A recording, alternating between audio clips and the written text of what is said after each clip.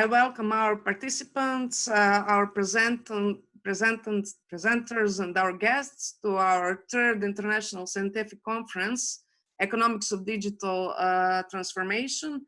It couldn't be better time because we are all in this COVID situation, so this is appropriate title and appropriate topic for the current worldwide situation. We have some changes in our section today. Our session is session 4, Enterprises and Labor Market in Digital Era. But unfortunately, 2 papers will not be presented due to some changes in the schedule.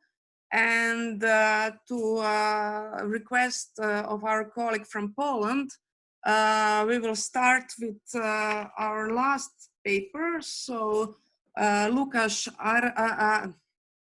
Arendt and Wojciech Grabowski, and the title is Labor Market Segmentation in Digital Age, a Case of Poland.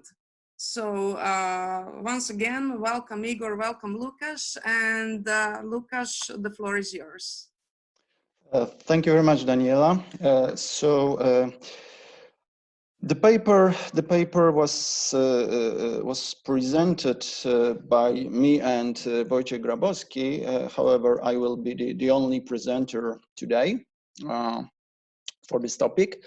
The topic is related to labor market segmentation. So I will just start with some theoretical introduction. And then I will swiftly move to the results and conclusions related to this topic. When we talk about digital economy, digital era, usually we think about the processes which are described by the concepts which are skill bias technical change or routinization bias technical change. The other concept is also known as the labor market polarization, because the labor market polarization basically in this concept is heavily driven by new technologies, ICT technologies, leading to changes in the structure of the employment as well as in the wage premium in different occupations, different sectors, as well as by the token of different tasks, which are usually classified within 5 groups of tasks, starting from routine manual, ending up with non-routine cognitive analytical skills. So this is pretty well-developed area of interest in the labor market economics recently. But at the same time, we have a bit older concept, which is labor market segmentation, with the most popular approach, which is dual labor markets proposed by Pure and Döringer. The concept is based on more on institutional drivers, which creates barriers of entrance to the selected segments of the labor market. So if we talk about dual labor market, in fact, we talk about the labor market, which is divided into 2 segments. The better one, which is called primary labor market, or primary segment of the labor market, and the other is called secondary. So basically, the primary labor market gives more opportunities in terms of professional development, better wages, more stability of the job, and so on. While secondary segment is prone to instability, lower wages, not so much security on the market, and rather poor professional development prospects. And the problem in this context is that usually there is a barrier between primary and secondary labor market, which it makes it very hard or impossible to move between those segments. Of course, usually individuals are more interested in moving from secondary to primary labor market, but as I told in this concept, these institutional barriers are so heavy that it's really complicated, and those flows are rather very limited. So what is, or in our case, what was the main idea and the main priority of this research was to check, taking into account this institutional sphere as well as ongoing process of the digitalization of the economy, to look how the mobility between primary and secondary segments are operating in the Polish labor market. And here we were supposed to test two hypotheses. The first one is called the trap hypothesis. The trap hypothesis tells that once you enter the secondary labor market, you probably will stay in this segment for a longer time. So you are like trapped in this secondary segment with no opportunities to upgrade to the primary segment. While integration hypothesis tells that people, usually young ones, are using the secondary labor market as an entrance to the labor market, and they spend some time in this secondary labor market, but then they move up. Once they are integrated with the labor market, they are just moving up to the primary segment. So they are not trapped. They are treat the secondary labor market as the first step towards the primary labor market.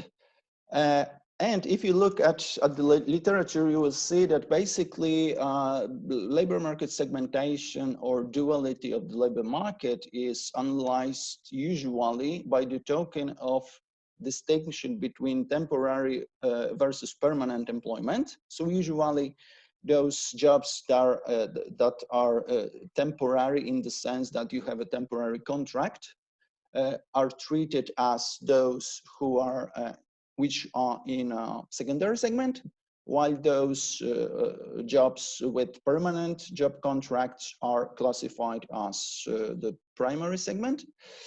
The other approach is to look on those segments via the formal or informal employment. So the formal contracts means you are part of the primary segment, and if you work in the informal gray economy, you are classified as a worker in secondary segment.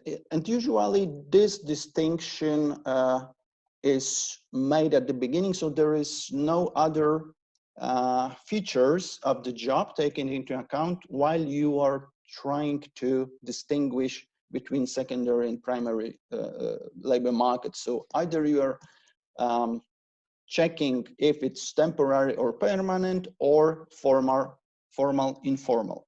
What we decided to do is to contribute in a bit different way of measuring the secondary and primary labor market. So we decided to mix the type of the contract. So it's either permanent or temporary, but at the same time, we are looking at the wage distribution, checking about the wage levels related to different jobs, saying that you can sometimes have a job which is permanent, but the wage is relatively low. So we shouldn't classify this type of job as a job in primary labor market. So we decided to use, as you can see here, to mix wage level and the type of contract, saying that the secondary labor market consists of people who have relatively low wages, no matter of the time of contract they have, but at the same time, we can also have temporary workers which have a bit higher, I mean, medium wages in the population. What we did also was to test this on the LFS data, microdata for 2001-2017. As long as we are talking just about workers, so from the whole database, we were able to extract almost 400,000 observations, which are full observations, which means that those people are working, they provided information about their wages, and they are working and telling the wages in year T and T-1, because what we are doing in this research, we are checking the probability of transfer between secondary and primary labor market between 2 years. I think I will skip it, but basically the results, which I'm going to present in a moment, can be partly explained by those changes that we saw on the Polish labor market before COVID-19 pandemic. Now it's a bit different, but before, what we saw was exceptionally high share of temporary employment in Poland, one of the highest in the European Union. We also saw a huge inflow of migrants, mainly from Ukraine, which were taking the jobs usually in the secondary labor market. But there were quite huge tensions on the market, so employers were looking for employees, trying to attract them by providing better wages and better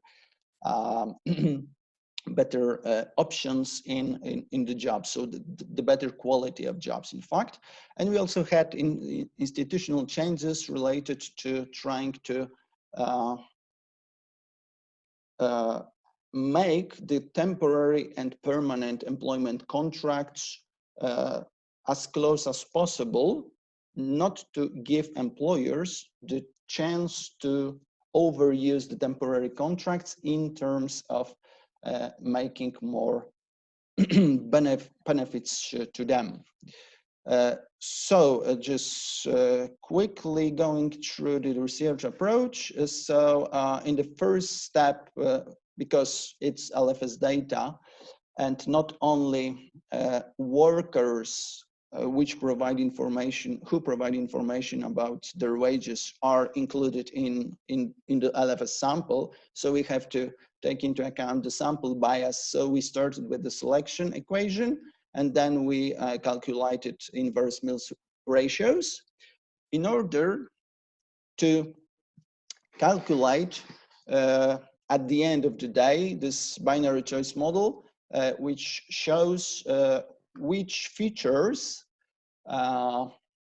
have significant influence on the probability to moving from the secondary to the primary labor market.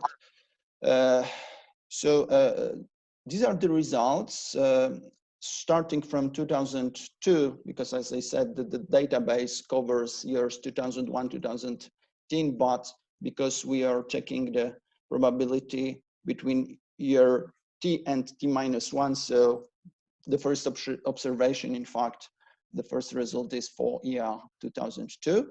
So here are the main results related to the different characteristics of people.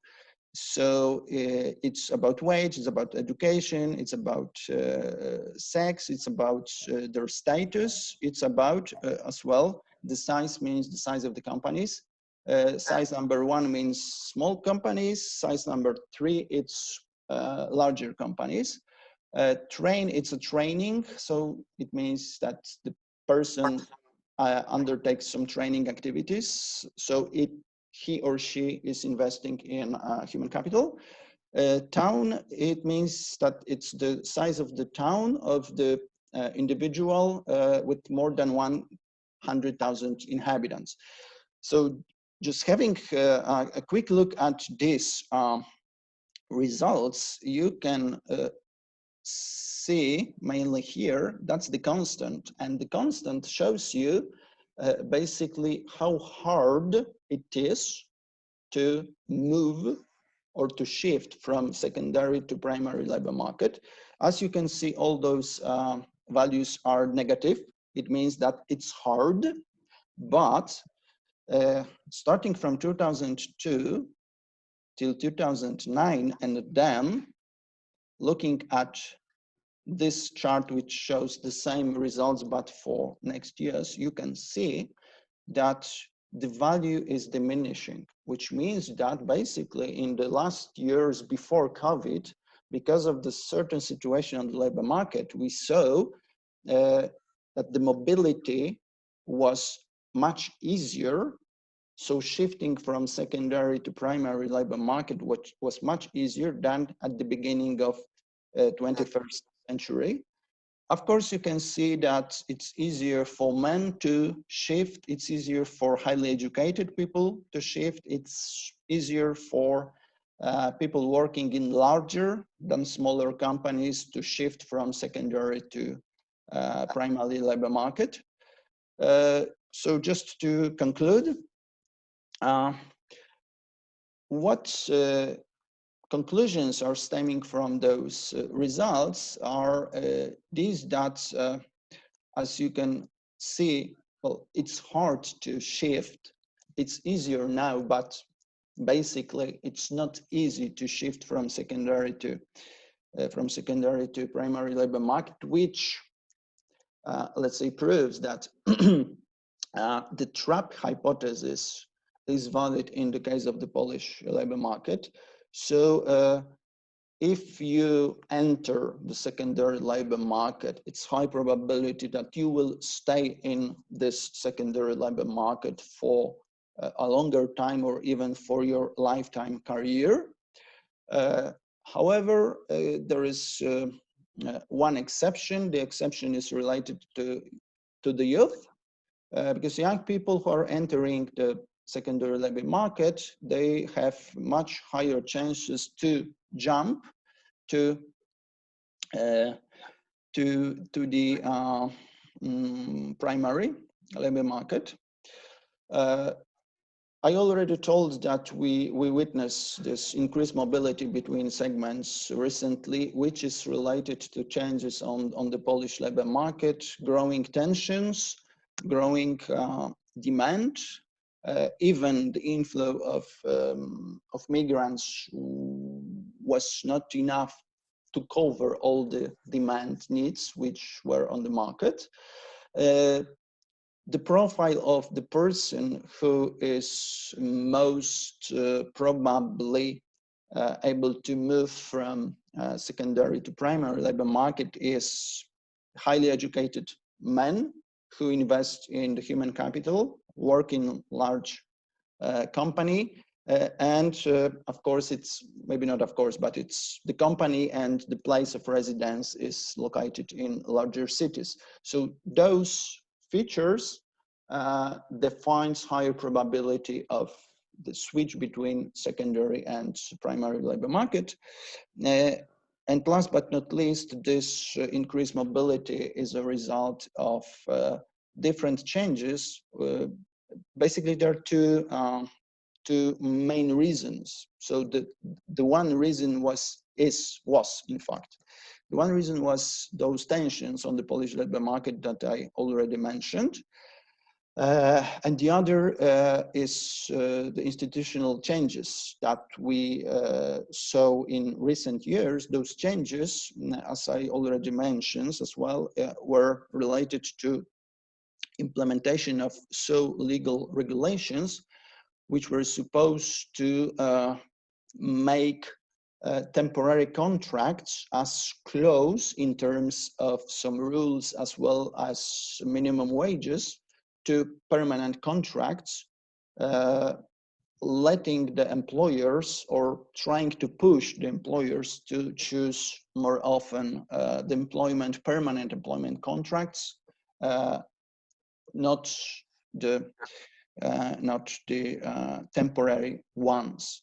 So these are the conclusions, these are the results. If there are any questions, I will be more than happy to answer those questions. So thank you very much. Thank you, Lukasz, for this really interesting presentation. Do we have questions for from other participants?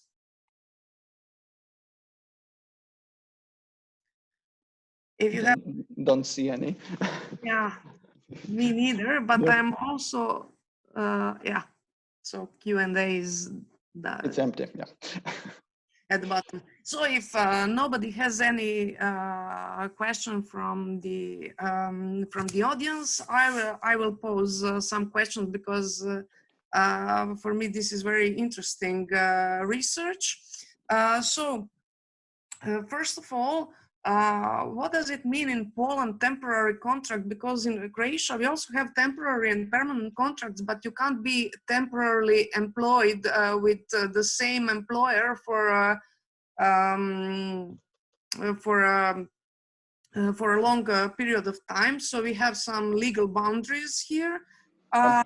Also, in Croatia, in this COVID situation, lots of temporary contracts have been cancelled. A lot of temporarily employed workers are fired, and that puts another tension on the labor market. And that's my first question, if you can comment on that. And the second question is related to your results, and you showed that from 2010 till 2017 it was increased mobility between permanent and temporary contracts, or primary and secondary market. Yeah. You hypothesize about the situation from the 2020 till and to the next, I don't know, 2, 3, 5 years. Okay. Yeah.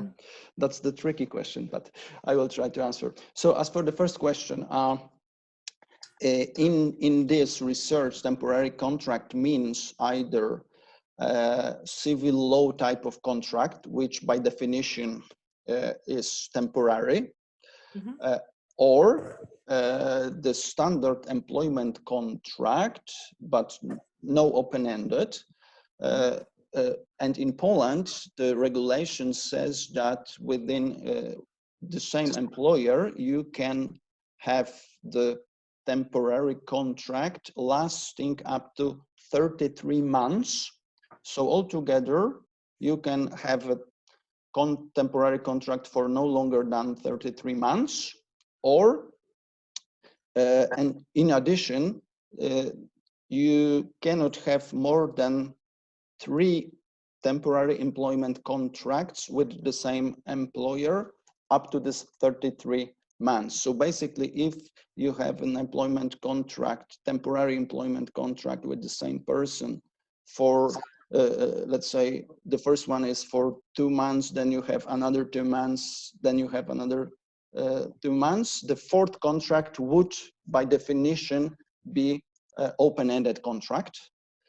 So employers usually try to put those 3 contracts within 33 months in order to maximize the length of temporary contracts that can be used. So that's the solution. As for the COVID situation, it's true that also in Poland we saw a rather growing number of people who were fired and who are now unemployed in the group of those who had temporary contracts. But now we also see the number of people who had open-ended contracts. They are also fired, but it's like a second wave. So the first what was done was to get rid of those with temporary contracts. If it's not enough from the company point of view, they started to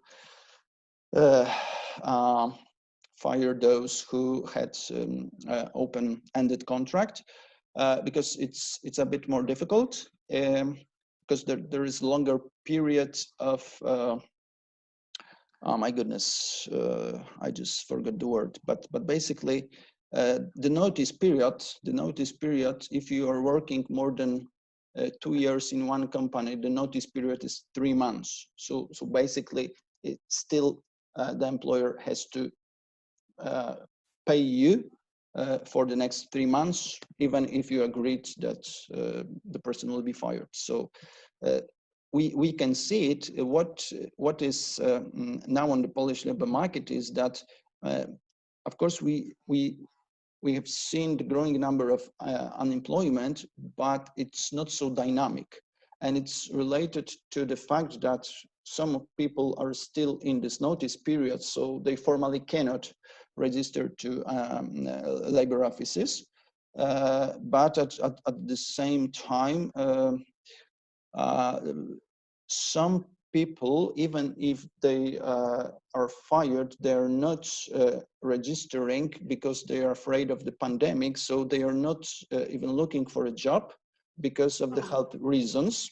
Mm-hmm. So there are some analyses available on the Polish labor market, which maybe they are not so much reliable, but the message is that basically in registers, we have 1.1 million unemployed, but we should add around 400 or 500,000 people who are not working. They are not looking for a work because they are afraid of the COVID-19. So basically, we would treat them as unemployed. It would mean that we would have something like 1.5 million unemployed people. As I said, it's not reliable data, but it shows the scale of the problem.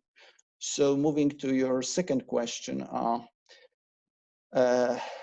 it's really hard to assess this in terms of labor market segmentation and duality. I would say that because still the stability of the demand and the stability of jobs is much higher in the primary sector.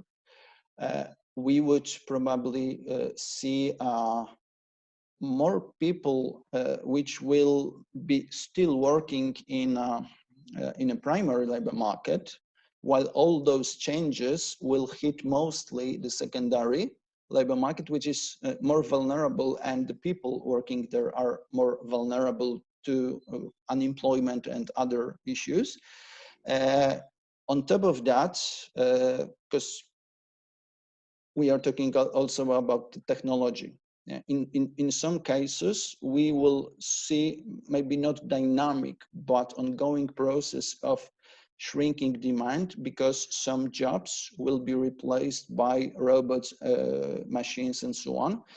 If we take into account that the number of robots per 1,000 persons in Poland is relatively low, even if you take into account Central and Eastern European countries, there is a huge room to implement more and more automatization, losing more and more jobs in these sectors which will be automated. then the question is if there is enough new job openings requiring a bit different types of skills that would counterbalance these processes, which will be more dynamic because of the COVID-19.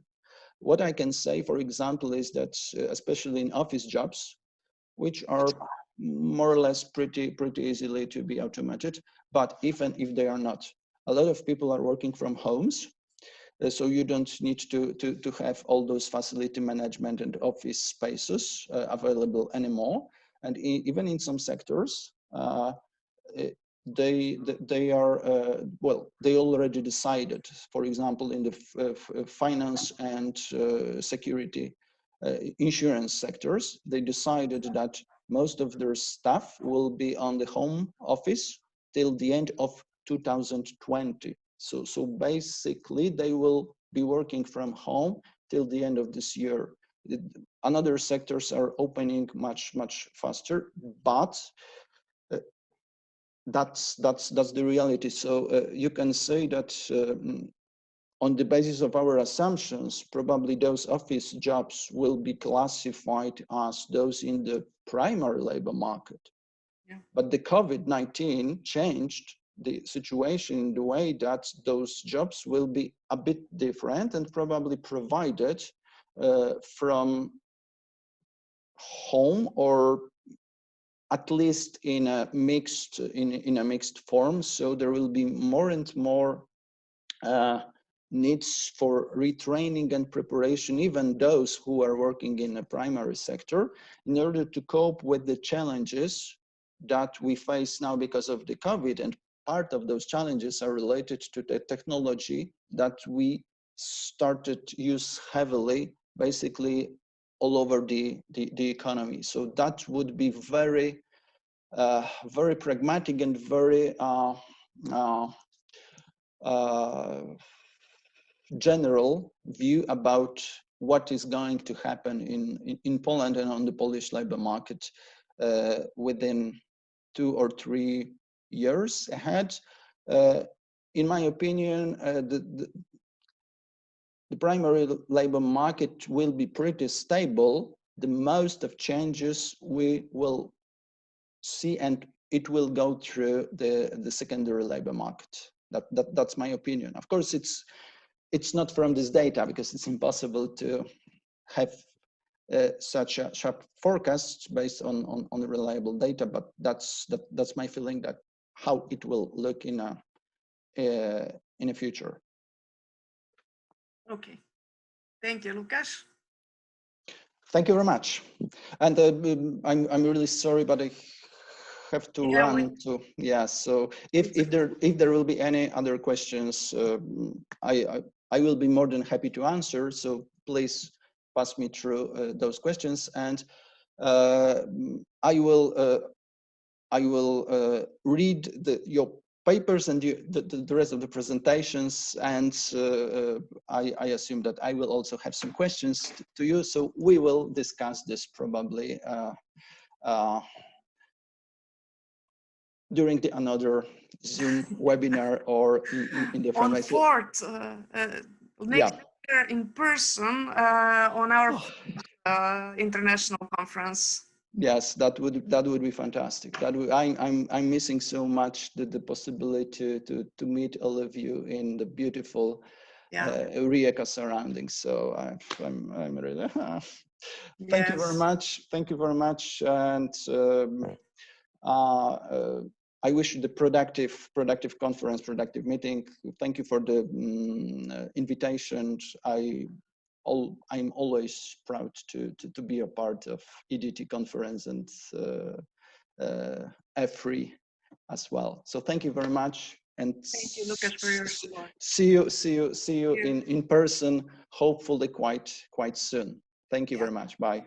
Thank you. Okay, now we are moving on with the next presentation. I'm sorry. So the next presentation is has a title: Process Structure, Maturity, and Financial Performance in the Corporate Sector. Let me just share my presentation.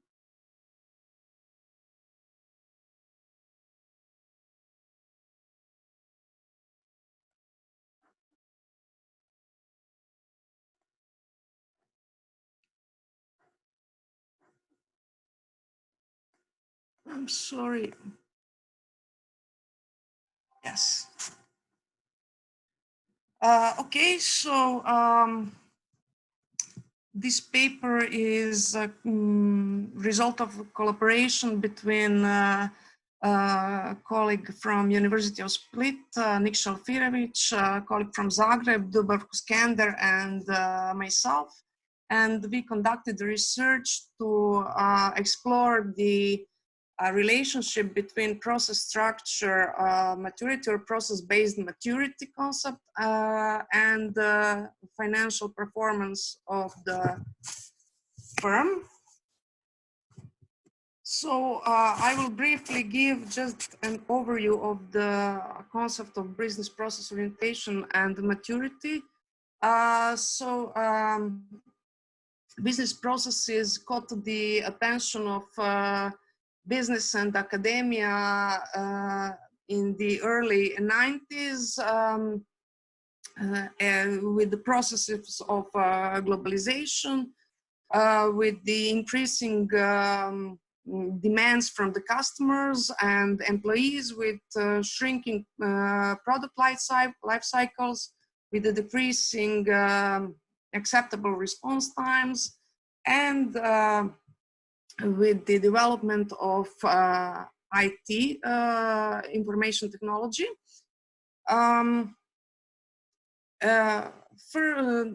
First, business process orientation concepts are based on the work of especially Porter and his value chains, and Hammer and Champy and business process reengineering. So, but the problem was at the beginning, there was little or there was tendency to believe that process view of the organization enhances overall performance of the organization, but there was no empirical evidence. More or less, evidence was anecdotal.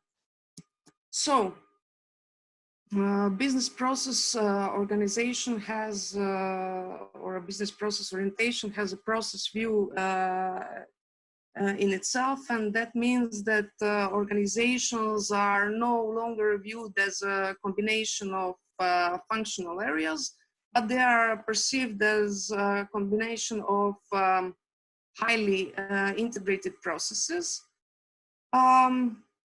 In the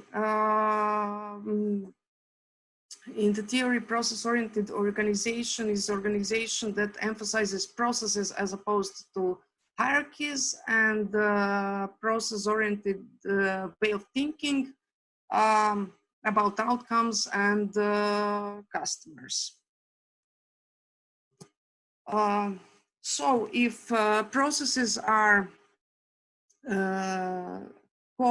so if an organization is consisting of processes, and core processes are the most important for performing a business, that means that process management is the way the business is managed. That leads us to the view that processes are actually assets, and that asset, as any other asset, requires investment and development as they mature. So processes are viewed as in the cycles, so they are cyclical, and by increasing the level of their formality, we also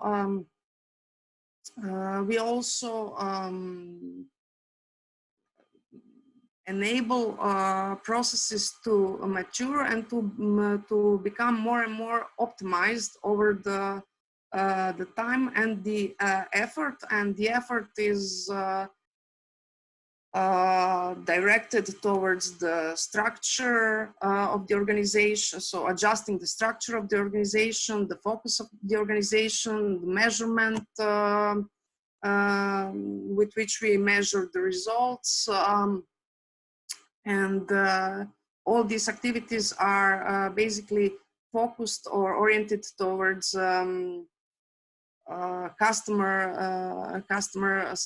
towards increasing customer satisfaction.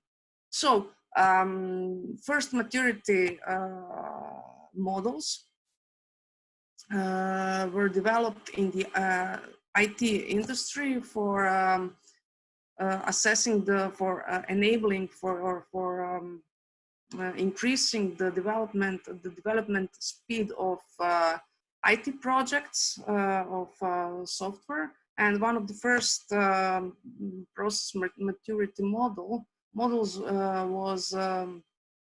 capability maturity model, but later on lots of other maturity models were developed, and according to the Van Looy's research on process models, now we have around 150 different models in place.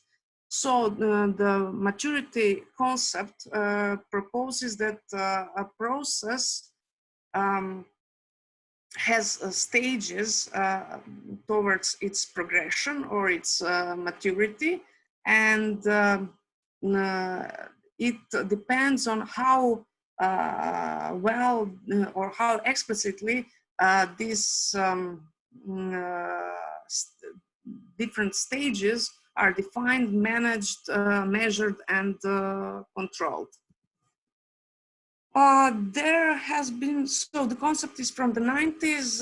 First measurements for first maturity models are from the beginning of the 21st century, and there is some research on business process orientation and its relationship to the overall performance of the firm.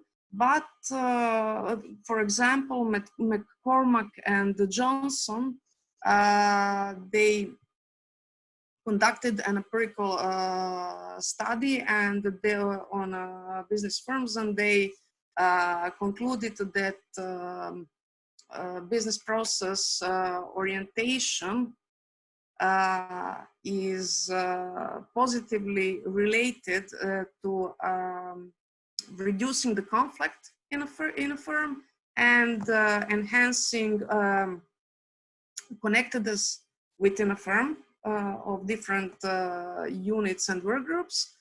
And also they found that the business process orientation has a positive relationship to a overall business performance of a firm. Similar result has, for example, Kolbacher, and he concluded that the process orientation is positively associated with customer satisfaction, product quality, delivery speed time, and time to market speed. But all this research is based on employees' perception. And majority of studies, they found the relationship between non-financial indicators of performance and overall business process orientation. When we think or talk about financial performance indicators and the relationship between business process orientation and financial results or financial successfulness of a firm, then the empirical studies are not so supportive or not so clear about the financial, about the BPO enhancing financial performance of a firm. So we conducted a study on, and our model is on one side we have a process organization maturity, and on the other side, we have a financial performance of a firm. So we propose that there is a positive relationship between the maturity of the process-based organization and for, financial performance of the company. We measure that, we measure financial performance in two ways. So first, we we developed a survey, and in first analysis, we take into account top managers' perception on financial performance or on financial success of a firm. And in a second analysis, we test the relationship between process organization maturity stage and the actual realized financial results of a firm. So we developed a construct, we developed a measurement instrument or the model, and the model is actually a combination of different validated models, or a few different validated models that are very common for testing the process orientation. We are more, we developed our construct because we are more concerned with the result of process orientation, which means we are concerned with process organization as a result of the orientation. And we borrowed 8 items from process and enterprise maturity model from Hammer, and 12 items from business process orientation maturity model from McCormack, and 4 more items from Skriniar, Bosil, Vukšić, and Indikar, Stemberger. So we developed a construct of, I will explain it later, 5 dimensions or 5 categories and 20 items in total. And it was important for us to borrow items from different validated models, not only because they are already validated in empirical research, but also because then we can compare the stages of development of our companies with the stages, with their stages or levels. So according to the theory, usually we have 4 or 5 or 6 levels or stages of process development, and at first level we have organization with ad hoc processes, which means that processes are unstructured and ill-defined. There is no specifically set measurement related to this process performance, and usually jobs and organizational structures are based upon traditional functions, not upon horizontal processes. At level 2, we have defined processes, which means that the basic processes are defined and documented, which is very important because then you need a formal procedure for their change. jobs and organizational structures include process aspect, even though the main structure is usually functional. Then we have a third level, and at third level we have processes as integral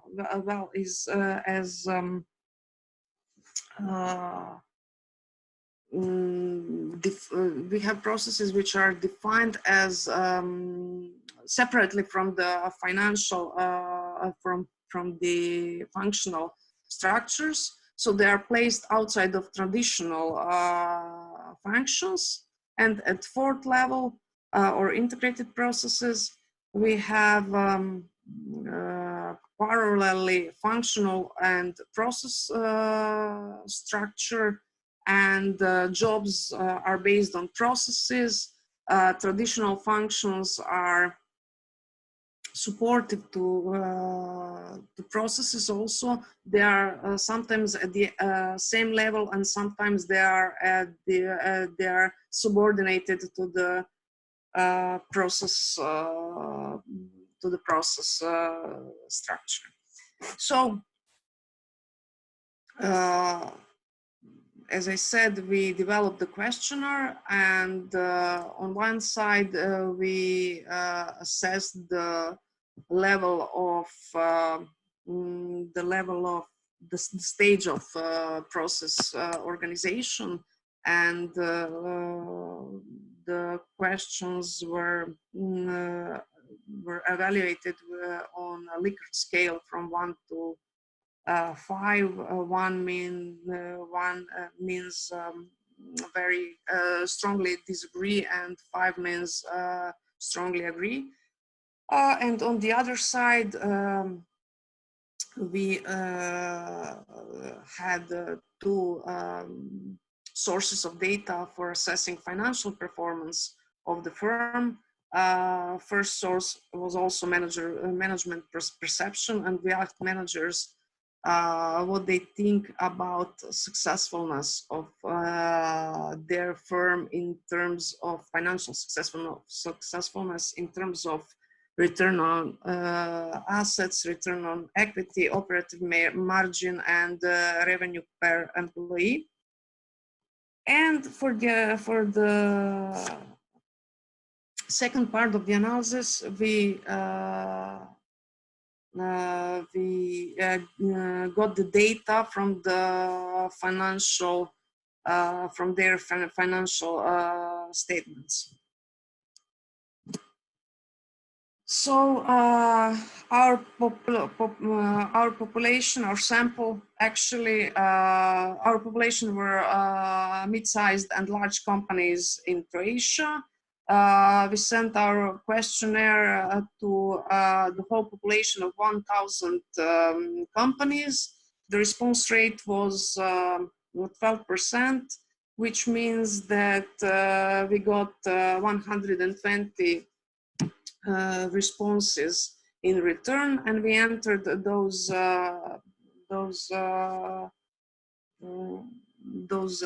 items in the SPSS statistical software package. And we also added the financial data for that responding companies from the FINA, so publicly available data source. 66.7 of our companies are large, 31.7 are mid-sized.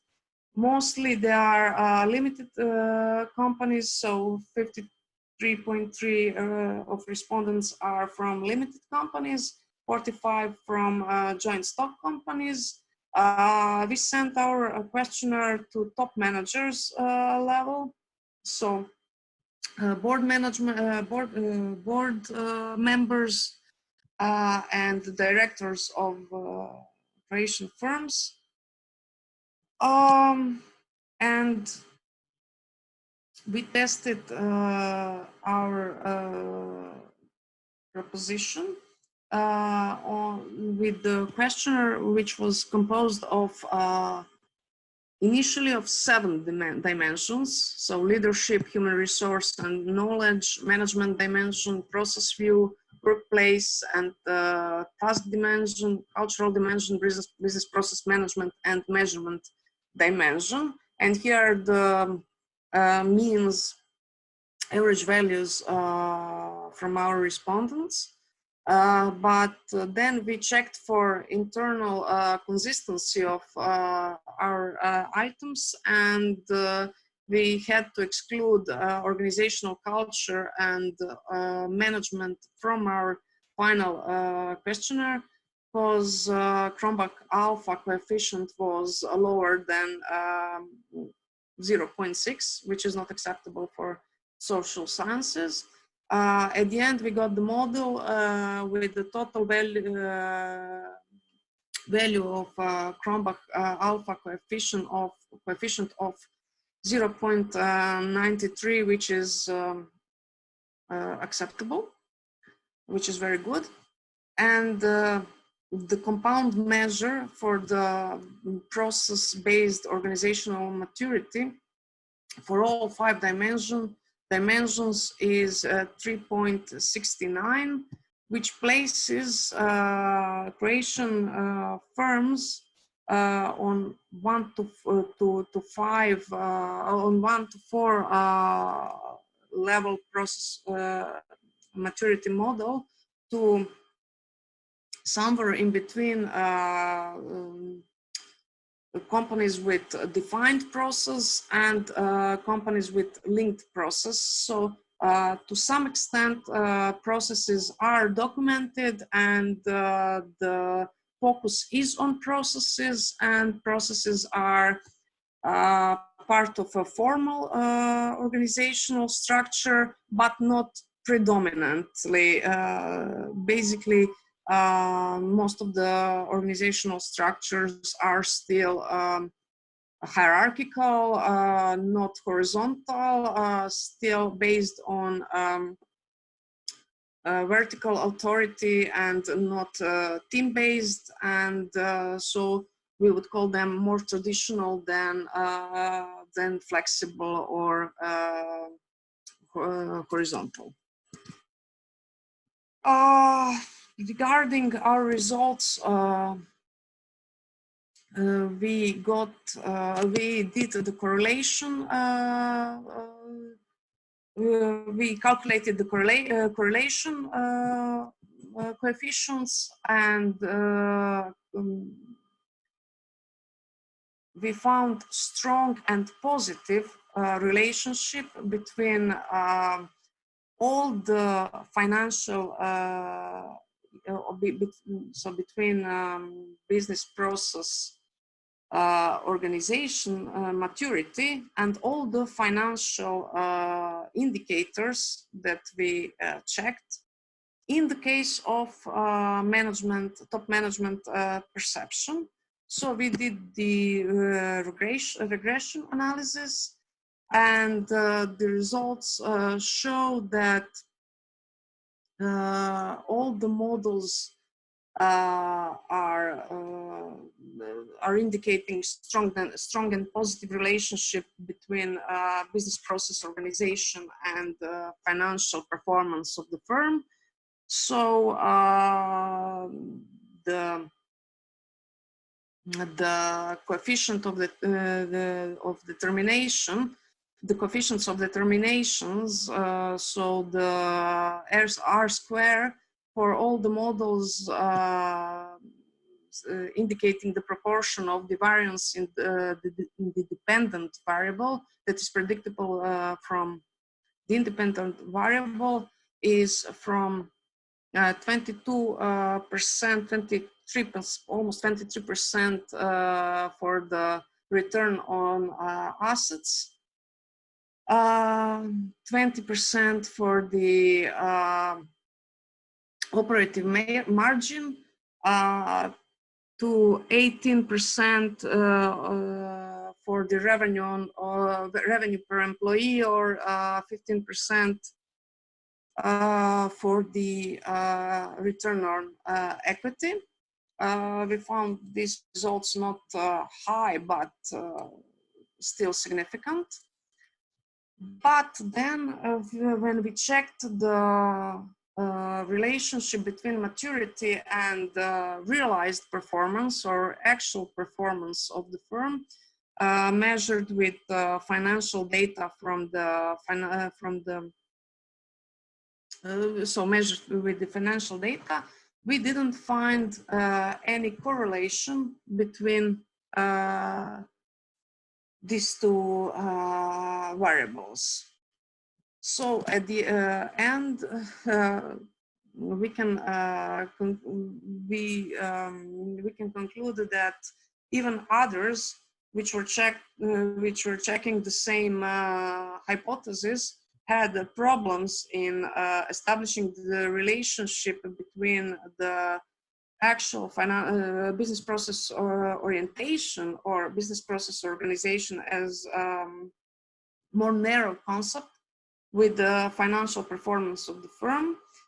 For example, Skriniar, Bosil, Vuksic, and Indihar, they found the relationship between business process orientation and non-financial performance of the firm, but not to financial performance of the firm. But they established the indirect relationship of the business process orientation with the financial successfulness of the firm through the non-financial performance indicators, which means that maybe there is limited, there is a limitation on a transfer between on transfer of non-financial aspects of business to a financial performance, and also it can indicate that there is a time lag that prevents us from seeing the actual financial effect of business process orientation to financial successfulness of firm. But when we saw the results, our first conclusion was that top managers are actually subjective in their perception of the successfulness of their firms. And we were, one of our first conclusions was that there is a bias in managers' perception. And then we checked other complex management tools and their performance effects regarding financial performance of the firm. And we realized that there are many tools or technologies or methodologies which are for which the researchers are able to find the empirical evidence for their relationship with the non-financial performance of the firm, but not directly to the financial performance of the firm. So one of them is, for example, knowledge management. And we concluded that there are actually too many patterns in different empirical studies to dismiss that patterns as a managerial bias, and that this needs to be investigated in more depth. So to conclude, we found a strong positive relationship between process organization maturity and the perception of financial performance of the firm, but financial data does not support the relationship between maturity stage and financial successfulness of the firm. So we have to reject our hypothesis on the process-based maturity and financial performance. And we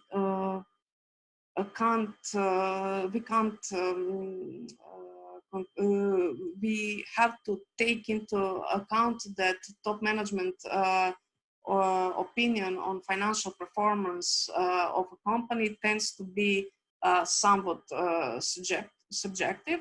That also means that studies in business process, organization, maturity, contribution to overall performance of the firm, which are based on managerial or management perspective on this topic, should be taken into account with caution. And most of them are based on management perspective, not on actual financial data. So we also came up with some explanations for the phenomena we explored, and our final suggestions are related to the future studies, and we propose meta studies of empirical research in complex business management tools and their performance effects, and as well as longitudinal studies, which are very actually hard to perform because of the nature of the research. So that was it. Thank you for listening, and if you have any questions, I will be more than happy to answer.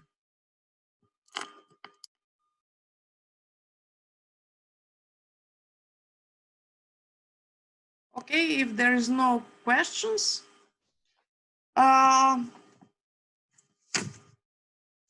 we can move on to next paper.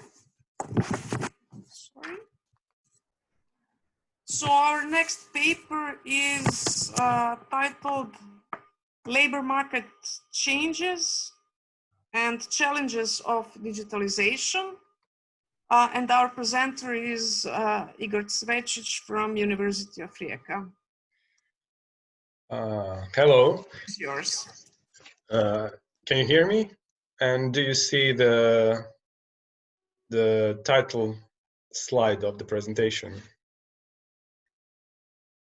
Yeah, we see you Okay. and your presentation. Okay, so thank you, Daniela, and also I would like to thank our colleague and friend Lukasz, who left earlier, for your presentations. Our presentation is based on a research project which deals with the labor market in Europe especially.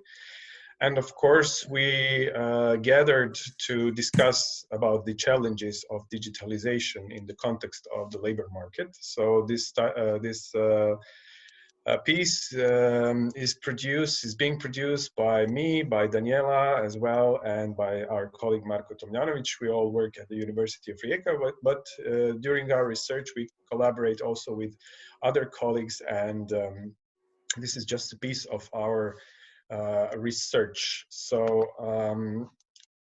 first of all, taking into consideration the title and the priorities which we wanted to address during this research, I would like to quote a quite recent text which was done by our Scandinavian colleagues, which of course tries to explain how technology is and its advancement have a deep impact on society. We always, as a society, try to advance in technology, and this actually means the so-called destruction of certain aspects of the existing society, which means that we deconstruct something to create something new in order to, let's say, allow some progress to occur in the economy, but also in the society in general. And the second keyword, of course, is digitalization. As the context of this conference is very well known to everybody. We know that digitalization is a sort of a revolution when we talk about how to manage information.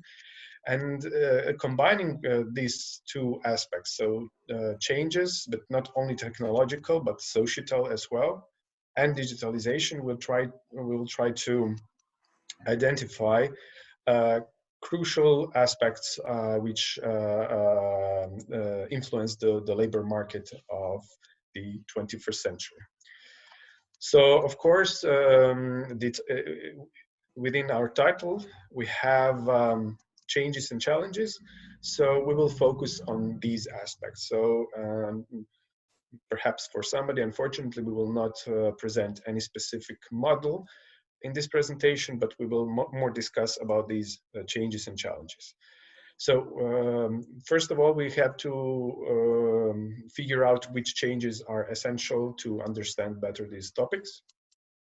And of course, we will start with saying that, of course, the European Union, but also the whole world is undergoing rapid economic transformation, which, of course, accelerates the new demand for new skills. So especially in those countries which have a more accelerated approach to changes, there also experiences new demands and new needs to change these or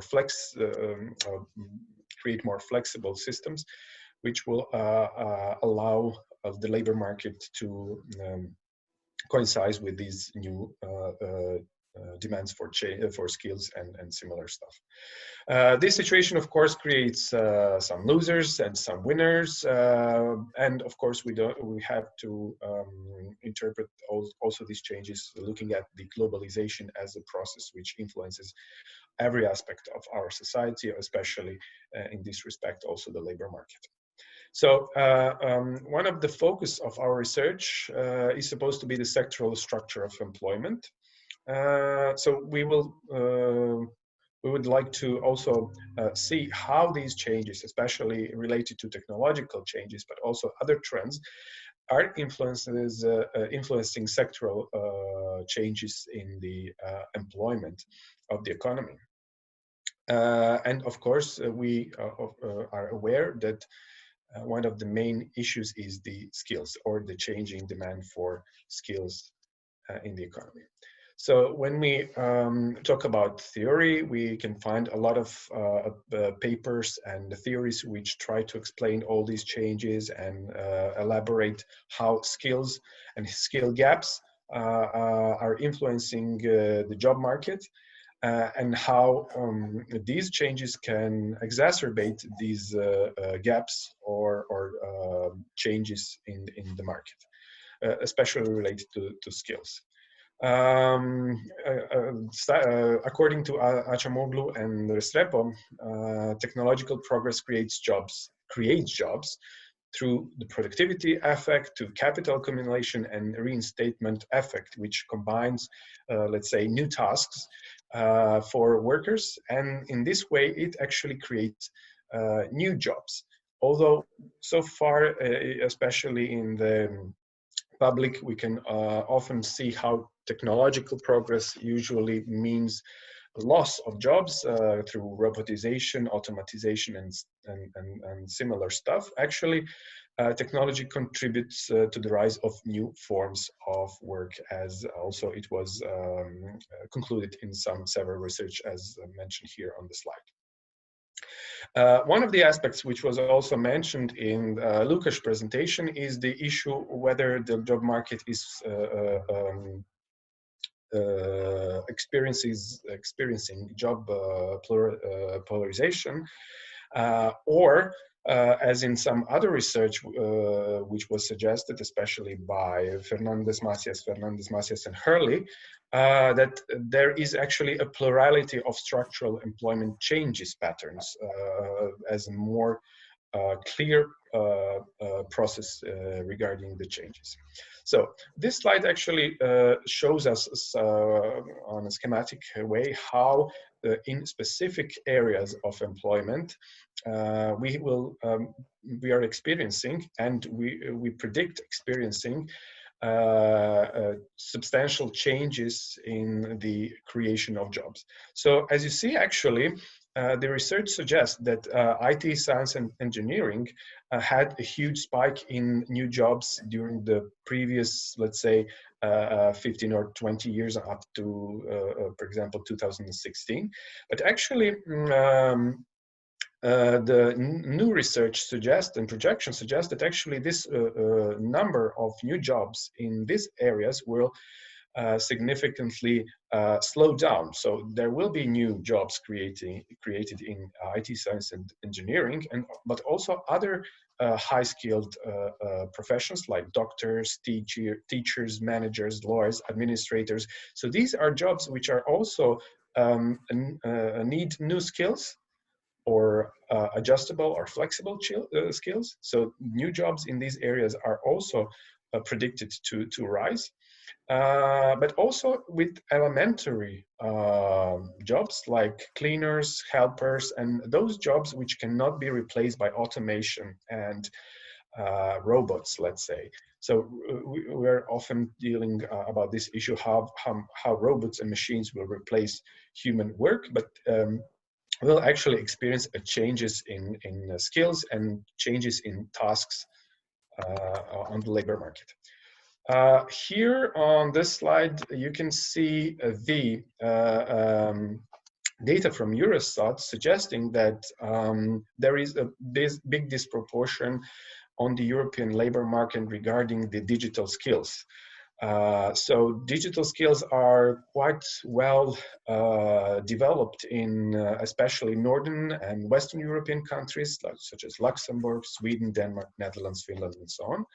However, in countries of, let's say, Southeast Europe, like Croatia, Romania, Bulgaria, but also Greece, Portugal, and some other new member states like Poland and Lithuania, the level of digital skills, according to the research on the European level, shows much more, let's say, weaknesses in this respect. Before continuing, we have to emphasize that when we talk about these digital skills, we have to include not only the capacity to deal with information and how to communicate on a digital labor market, but also how to create content and how to solve problems. So this is something which is far better solved in Western and Northern European countries. So instead of a classical analysis, in this part of the presentation, we talk about the trends and challenges. Trends and changes. So from a macroeconomic aspect, we have to take into account that there are some trends even before COVID-19 outbreak. And actually, the situation on the labor market was improving in the last couple of years. However, of course, we experienced COVID-19, and actually this situation increased the needs for new digital skills and will have a huge impact on the labor market. Besides that, we have other trends such as the, let's say, the trade wars, which are becoming more and more prominent, especially when we talk about the relations of the United States and China. So perhaps some fight for dominance on the global market is happening. Of course, for Europe, Brexit is still an ongoing issue. And of course, there are other issues which will become even worse, let's say, or not worse, but let's say even more important now when we are facing the economic and social aspects of the COVID-19 outbreak. Besides that, of course, Europe has some problems which are connected with previous trends, such as the aging. and migrations, not only illegal migrations, but also migrations of workers who have different levels of skills. And when we talk about aging, we have to take into account that although in some countries such as Italy, Spain, Greece, we still have a high level of unemployed young people, there are this problem of structural imbalances on the labor market, especially if jobs which will be offered on the future labor market will not meet their level of education. Of course, there are other issues related to aging. So the issues of whether the labor market will have more and more, let's say, older workers. So whether we will experience extended working life, and of course spending patterns are changes, and they will change again when we will be analyzing the aspects of changes introduced by the COVID-19 outbreak. And of course, a very big issue is the influence on the pension systems, which might be a very big problem for some countries which have a relatively unfavorable structure of the population, such as, again, Italy, Spain, and some other countries. So now, when we talk about changes, we especially deal with technological developments. So labor market has experienced structural changes in the recent years, and maybe even, let's say, 2 decades. So less people are working in primary industries and basic manufacturing, but also public administration and defense.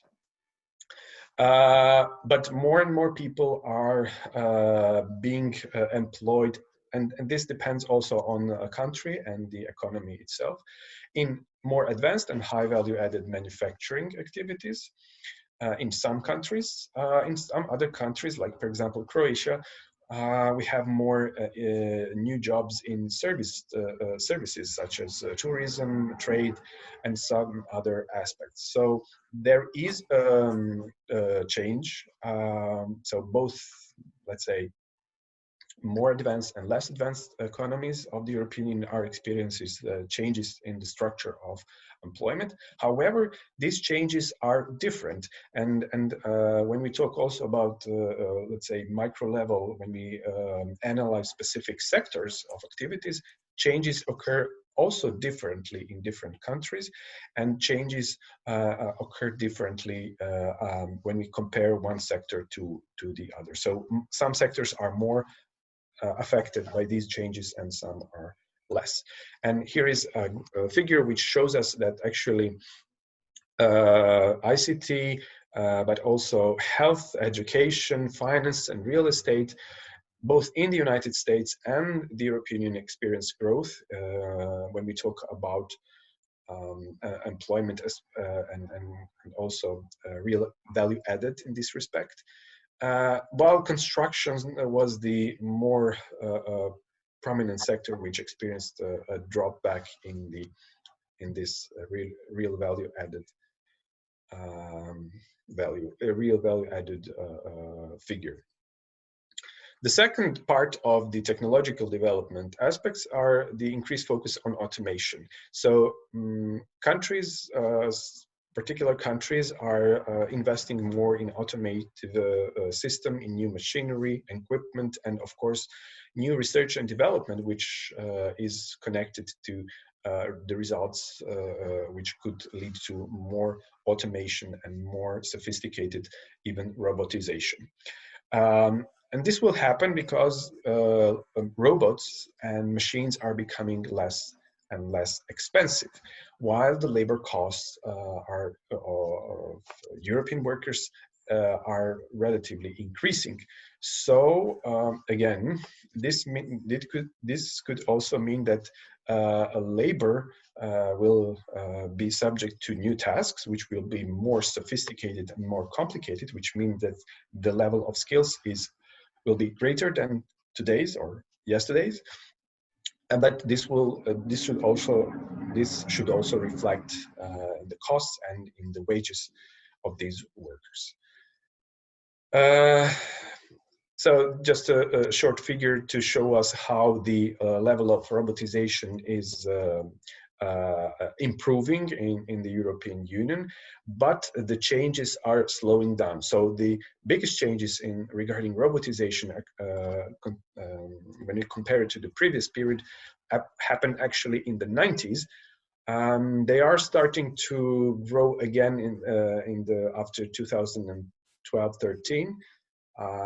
Let's say after the economic crisis and recession stopped, but we will see also if the COVID-19 situation will influence this trend as well. Other structural changes on the labor market suggest that middle wage workers are shrinking in the number, and on the other hand, high-paying jobs and in some cases and in some countries, low-paid jobs are increasing. It's, for example, interesting to see that actually in Greece, but also in Ireland and in some other countries, low wages jobs are increasing, while Luxembourg obviously has the most significant trend in the highest paying categories when we talk about the growth in this employment. Another interesting situation is to see that for example, in Bulgaria, the trend during this period actually was negative for the highest paying jobs. So they lost part of these highest paying jobs. And finally, we come to the challenges.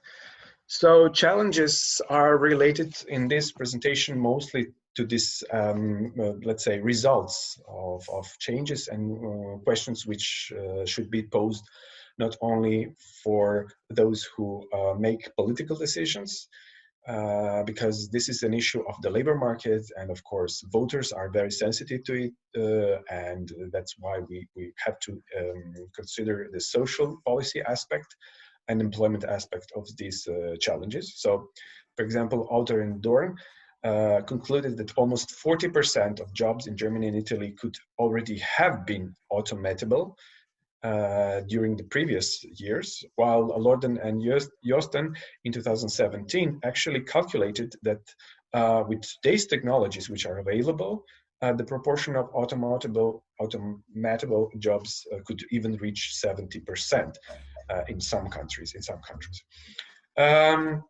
But we will come back to these, let's say, more or less negative aspects. Arndt and his colleagues in 2006 actually concluded that job destruction has so far been limited. So robots are replacing some tasks, but humans are still indispensable. For example, if we talk about robots, somebody has to build this robot and place it and I don't know, prepare software for the machines and robots which will replace some tasks. So this is something which we also have to take into account.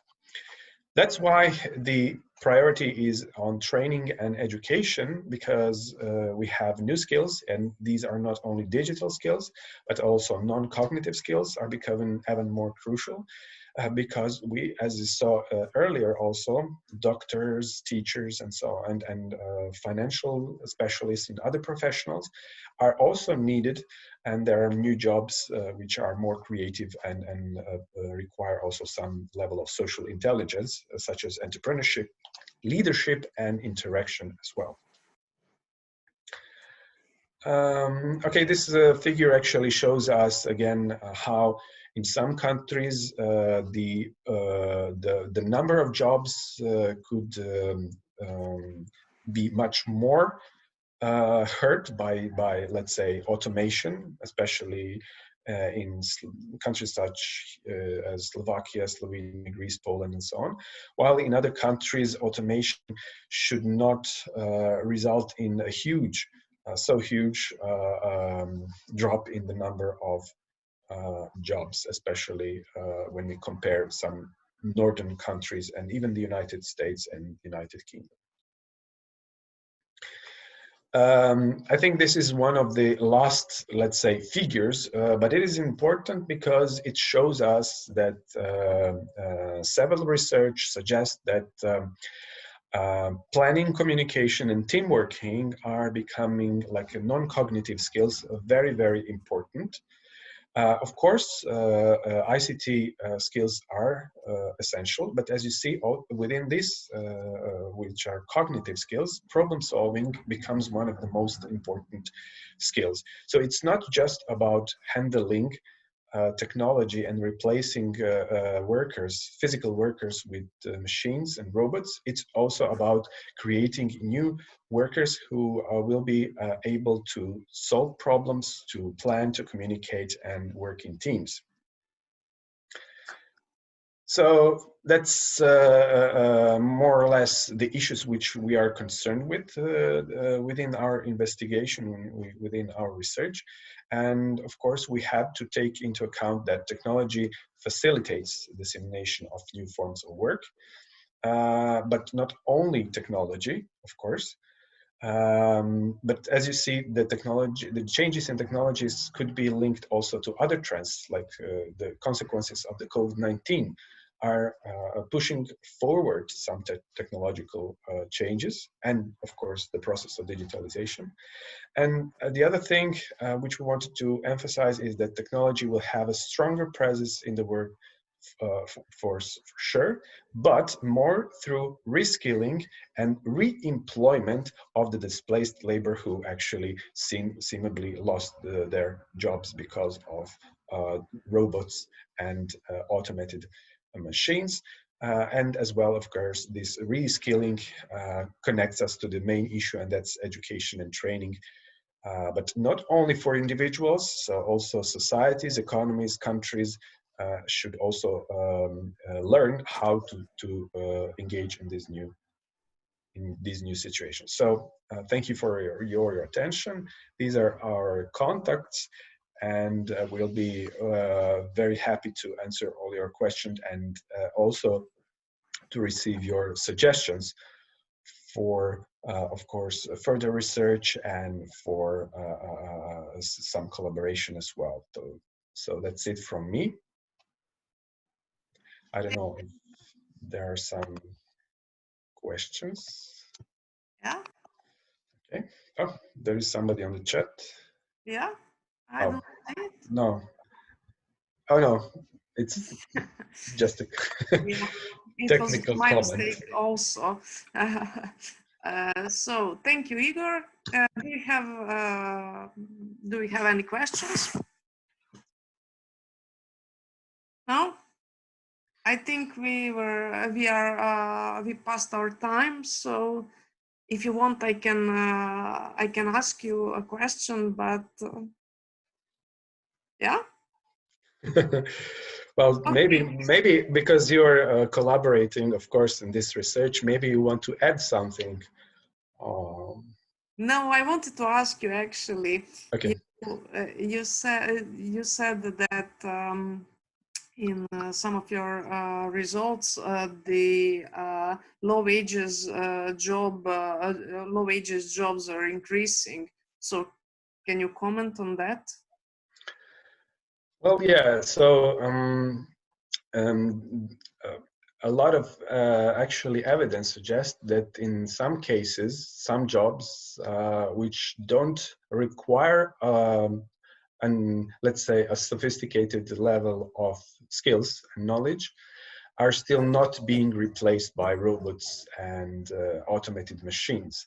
For example, a cashier in a supermarket. So in previous periods, the task which was given to the cashiers in supermarkets was actually more numerous and even in some cases more complicated than today. So today they have machines, cash machines mostly, which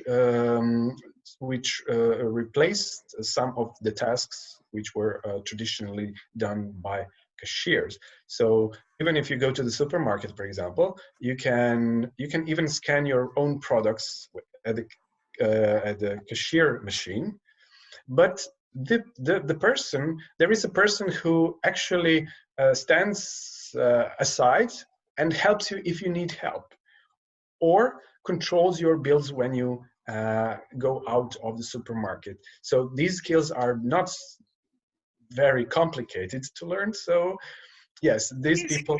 Basically, you say that we need to reskill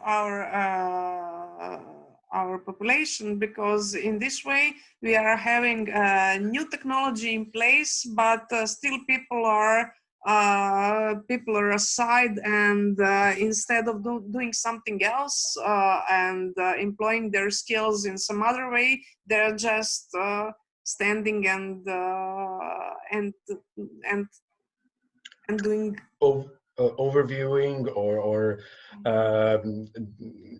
additionally completing some tasks which machines can still not do. So yeah, maybe that's the issue. Okay, thank you, Igor. Do we have new questions maybe? No? I don't see anything. And thank you once again, and we can close this final session for today. And so once again, all the best to all the participants, and big thanks to you and you, Igor and Lukas, for presenting your papers, and for all of the rest, see you next year at the 4th International Conference on Economics of Digital Transition. I hope we will next year we will see each other in person. So we kept social social merging while keeping physical distance, but next year I hope we will have both physical and social interaction at the conference. Yes, I agree. Thank you and goodbye. Bye. Thank you. Okay.